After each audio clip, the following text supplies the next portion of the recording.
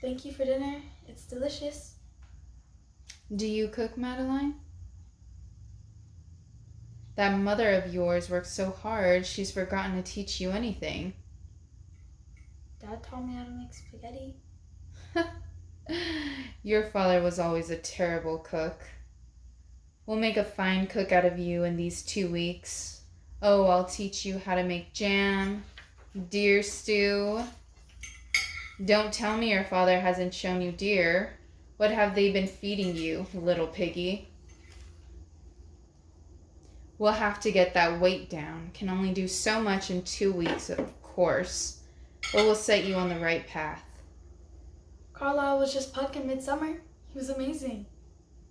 An invite would have been nice.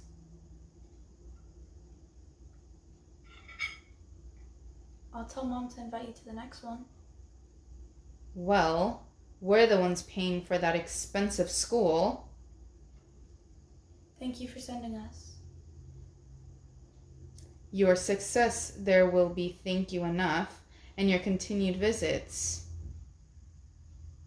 Do you remember when your grandfather would come into your room and play Father Christmas?